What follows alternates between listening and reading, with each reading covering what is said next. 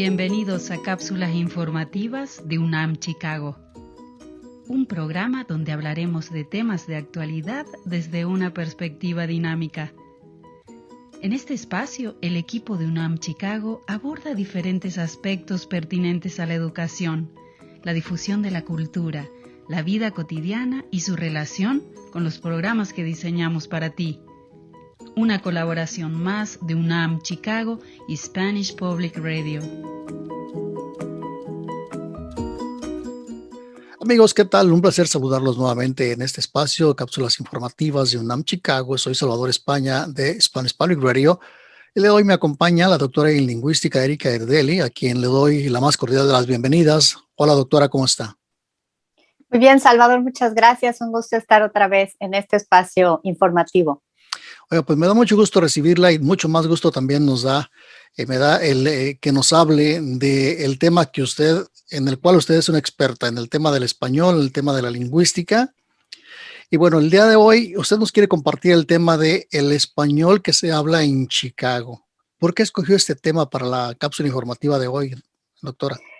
Bueno, Salvador, pues tenemos muchas personas que nos buscan aquí en la UNAM Chicago para pedirnos clases de español que les permitan a nuestros estudiantes mejorar, perfeccionar su español para el ámbito laboral, para el ámbito profesional, para el ámbito académico.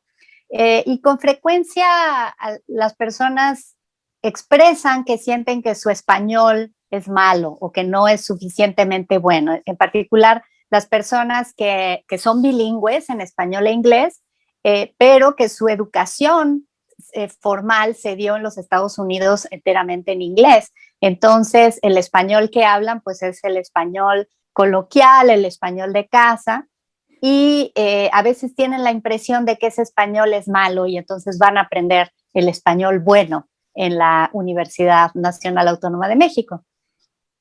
También sé que recientemente participó en un foro precisamente sobre este tema. ¿Le gustaría hablarnos un poquito de eso? Sí, justamente, Salvador, quisiera compartir con nuestro público un fragmento de una presentación que hice el mes pasado en un foro organizado por la Universidad Roosevelt de Dual Language Symposium. Es un simposio de lengua dual donde se dan cita muchos profesores, administradores de la educación, para hablar sobre los diferentes temas que tienen que ver con la educación bilingüe en este país, en esta región en particular. Entonces, cada año la UNAM participa en este tipo de foros para hablar sobre diferentes temas, y en esta ocasión el tema que elegí fue comprender las variedades del español, o sea, comprender que el español no es una sola cosa donde podemos encontrar la variedad buena en alguna parte del mundo hispanohablante. Hay personas que tienen estos mitos, ¿no? De que el español bueno se habla en España, o el español bueno se habla en Colombia, o el español bueno se habla porque todos los españoles son buenos, esto es lo que sabemos y comprendemos los lingüistas, pero ¿cómo comprender esa variedad y cómo comprender que unas sean distintas de otras y cómo entender esta diversidad? Es uno de los temas que compartí en este simposio.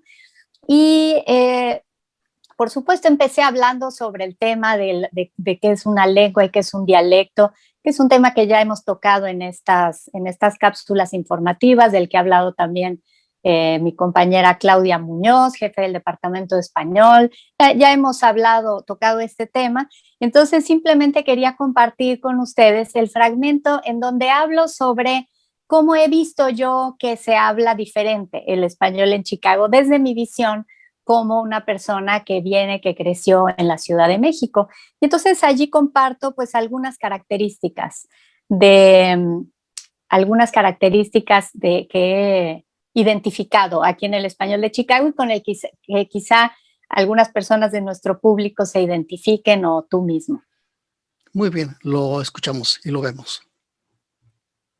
más que decir que una variedad es mejor que otra, tenemos que entender cómo son las variedades, entenderlas, verlas, estudiarlas, describirlas, y eso es todo, ¿no? Y comprenderlas y darlas a conocer y posicionarlas, ¿no? Posicionarlas, sentirnos orgullosos con andaluza que ustedes vieron que dijeron, ¿y me van a decir inculta? Yo hablo todos estos idiomas, todo el mundo me entiende, y resulta que soy inculta en castellano, esto no lo voy a permitir. Pues igualmente con el español de Chicago, ¿no?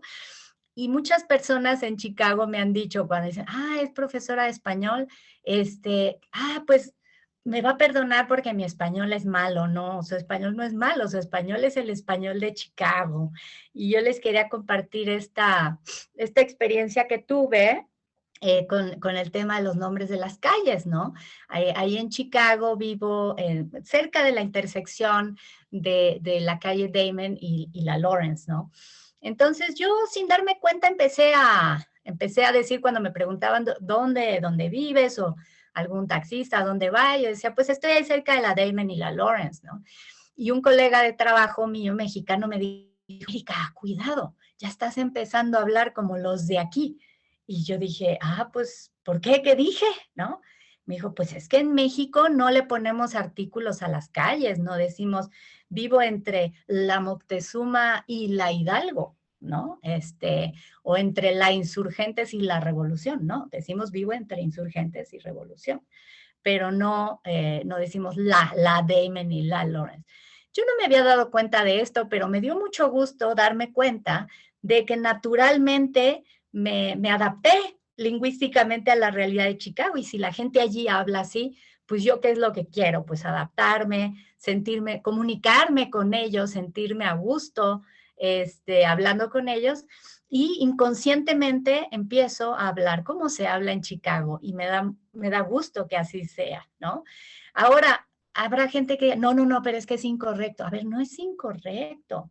El español, vamos, incorrecto, no está en contra de ninguna regla de uso del español. El sistema del español permite este tipo de usos, como permite el uso de artículos con los nombres propios, ¿no? En el centro de México no le ponemos artículos a los nombres, pero en el norte sí hay gente que dice la Erika, la Claudia, la Adriana. Nosotros decimos nada más Erika, Claudia, Adriana, pero es posible, o sea, hay variedades donde es así. Se puede decir Perú, pero también se puede escuchar el Perú, la Argentina, ¿no? Igualmente, pues la calle Damon y la Damon, no estoy infringiendo ninguna regla. Lo que sí no permite, por ejemplo, esto sí es una regla de la lengua, del sistema de la lengua, la posposición de artículos. Los artículos no pueden venir después de los sustantivos. Yo no puedo decir Perú el, o Erika la, o Damon la. Eso sí, no, o sea, la gente va a entender por qué estoy hablando así, ¿no? Eso sí, es ir en contra de las reglas de uso del español. Pero lo que estoy haciendo allí, pues de ninguna manera rompe ninguna regla, ¿no? Entonces, bueno, algunas cosas que yo he notado del español de Chicago, ustedes me dirán cuáles son las características del español de Chicago, pero he notado que se utiliza bastante aiga en lugar de haya. Me parece, siempre que escucho la pronunciación de la doble L como la palabra silla, pues en el centro de México la pronunciación es muy fuerte, silla, pero en Chicago incluso ya hijos de colegas míos que nacieron en México, sus hijos ya nacidos allá, escucho que dicen silla, muy, muy suave para mis oídos. A veces hasta les pido que repitan porque no lo entiendo, pero ya he visto que es una característica del español de allá. He visto que se usa menos el subjuntivo que en México, en el centro de México, y dicen cosas como llámame cuando tienes tiempo, en lugar de llámame cuando tengas tiempo, que sería lo que yo esperaría. Y el uso de algunas palabras, por ejemplo, la palabra moreno en México se utiliza para la piel café, vamos a decir, y hay como muchas gamas de moreno. Sin embargo, en Chicago aprendí que allá se utiliza para referirse a los negros. En México la palabra negro no está estigmatizada, en Estados Unidos sí. Entonces he visto que la palabra moreno designa a los afrodescendientes, ¿verdad? Y güero, que aquí en México se utiliza para designar a los que tienen el pelo rubio, y también es una forma de cariño, o sea, bueno, de cariño, de cuando uno va al mercado, independiente de sus rasgos físicos, dicen, güerita, ¿qué le voy a dar? ¿No? Güerito. Sin embargo, he notado que en Chicago, güero designa a los estadounidenses blancos. Entonces, puede haber mexicano-americanos, afrodescendientes, que son pues, todos estadounidenses, pero cuando usan güero he notado que lo utilizan para designar a este grupo en particular. Y bueno, el uso de palabras como biles, taxes, aseguranza, frisar, que yo pues en México no las usaría y que a veces hay gente que va para allá y dice, ay, hablan mal porque lo mezclan con el inglés. A ver, no es nada extraño, es lo más natural del mundo, que si todo mundo en la comunidad dice biles y pagar los biles, etcétera, pues esa sea la palabra más común. He conocido heritage speakers del español allá en Chicago. Cuando he dicho esto me dicen, ¿y cómo se dice en México? ¿Cómo le dicen en México, no? Entonces eso es lo que debemos decir. No es cuál es la buena o cuál es la correcta. Pues en México, ¿cómo les dicen? Porque aquí les decimos biles y eso es lo que son. Doctora, pues muy interesante esta charla que usted habla, que usted ha dado sobre las diferentes variedades del español y sobre todo de cómo se habla español aquí en Chicago. Por ejemplo, los nombres de las calles, cómo las decimos ya con mucha naturalidad nosotros que vivimos aquí por mucho tiempo ya y que sin embargo posiblemente se les haga extraño a personas como usted que pues vienen recientemente de México, ¿no?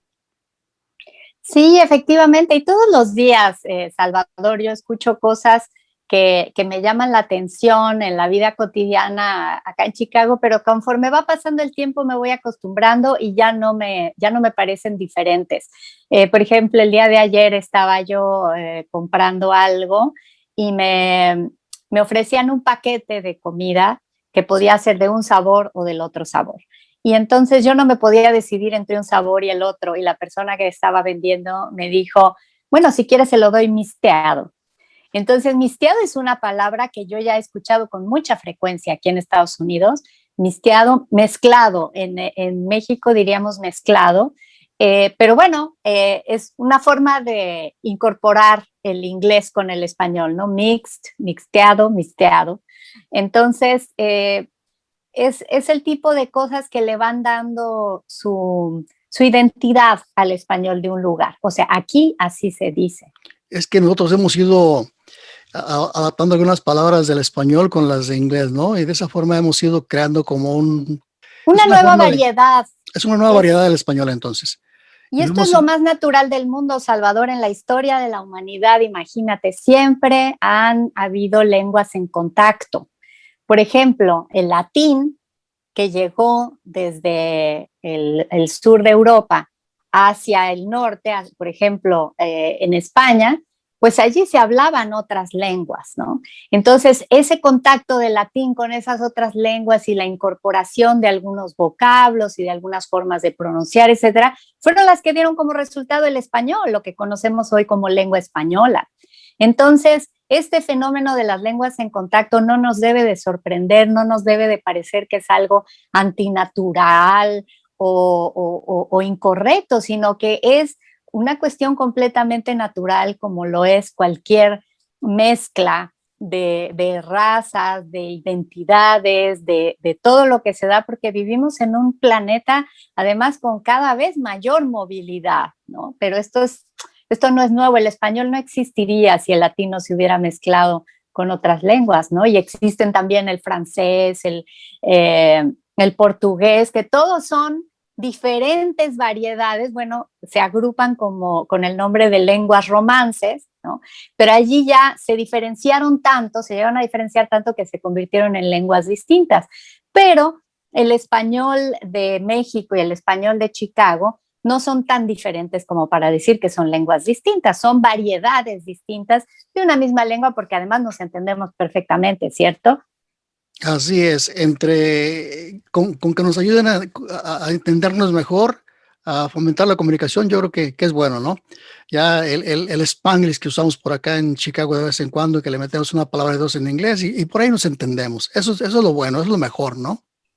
Ese es el propósito, el objetivo de la comunicación. El objetivo de una lengua es comunicarnos y de la forma más eficiente. Por eso comentaba en este video que les compartí que no podemos decir que está mal algo que nos sirve para comunicarnos. Si yo utilizo algo que considero que es correcto, pero nadie me va a entender en esta comunidad, pues no me sirve. Eso no es un lenguaje eficiente, efectivo. Si yo utilizo la palabra cuentas, oiga, me trae la cuenta, voy a pagar las cuentas, y la gente aquí está acostumbrada a decir los biles, o si utilizo algunas otras palabras, porque yo las considere correctas, pero si aquí no se usan y nadie me entiende, pues la que va a estar mal soy yo, porque no me estoy sabiendo adaptar a una comunidad de habla, ¿no? Oiga, doctora, siempre y cuando no nos vayamos a los extremos, ¿no? Porque ¿qué tal si digo yo que voy a ir a la tienda de las groserías?